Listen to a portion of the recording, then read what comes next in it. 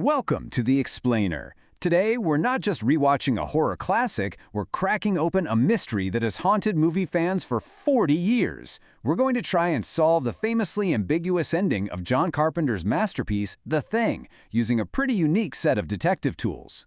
So let's set the scene. Picture this. It's 1982. We're in the desolate, frozen ruins of an Antarctic research outpost. All we have left are two lone survivors, R.J. MacReady and Childs. After this absolutely brutal battle with a shape-shifting alien, the monster is defeated, right? Or is it? And that's where the film leaves us, with that iconic, deeply unsettling line. There are no answers, no final resolution.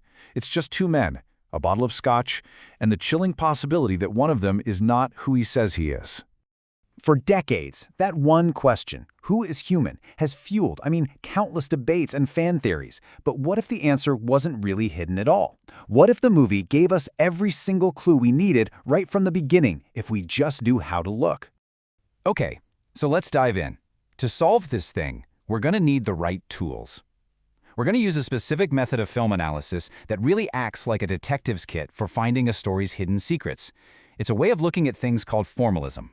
Now, I know, that sounds kinda academic, but the idea is actually really simple. Formalism just says that the biggest clues aren't always in what the characters say or do. No, they're hidden in the structure itself. The camera work, the editing, the little details that keep popping up. Basically, the way the story is actually put together. So for our investigation, we're going to grab three really powerful tools from this kit. We're going to look for what we'll call dangling details, then unspoken anomalies, and finally, the character who has a lingering presence. Let's see what happens when we use these on that final scene. And here's where it gets really interesting.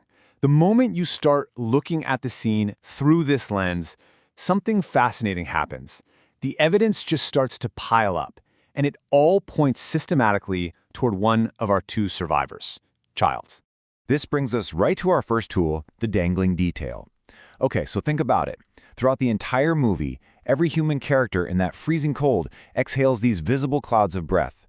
And in this final scene, MacReady's breath is this heavy plume. But if you look closely at Childs, there's nothing. This reading of the film argues that this isn't some continuity error. It's a deliberate clue that he's not a warm-blooded human. All right, next up, let's talk about the anomaly in his behavior. This whole movie is built on this lethal, all-consuming paranoia, where nobody trusts anyone. And yet, after he conveniently reappears once the big fiery battle is over, Childs just calmly accepts a drink from MacReady without even a hint of suspicion. His calm just feels totally wrong for a guy who just survived the apocalypse. It's a huge, unspoken anomaly. And that brings us to our final tool, the lingering presence. You see, in storytelling, when a character vanishes during the big climax only to pop back up at the very end, that's structurally a really big deal. They are almost always the final unresolved piece of the puzzle. Childs was gone for the final fight. He doesn't just survive, he lingers, walking out of the darkness to become the story's final question mark.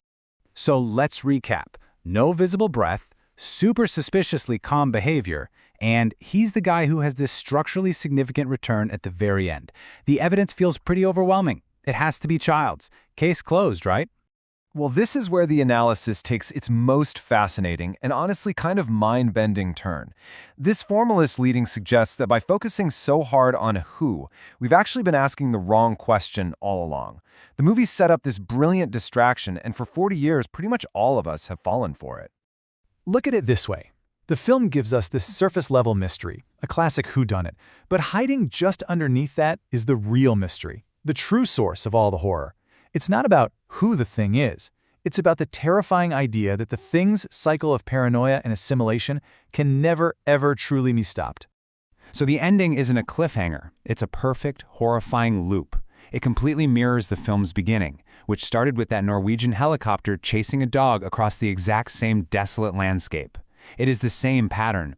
Two beings, an unknown threat, and the cold just waiting to preserve whoever wins. The thing isn't an individual. It's an eternal cycle. So what's the big takeaway here? Sure, we've presented a pretty compelling case against Childs, but the real discovery is the toolkit itself, the method we use to get here. Because this way of looking for patterns isn't just for solving one movie. This toolkit really empowers you to become an active analyst of any film, not just a passive viewer. When you start looking for these dangling details, these behavioral anomalies, and these structural patterns, you start to see the hidden architecture of the story.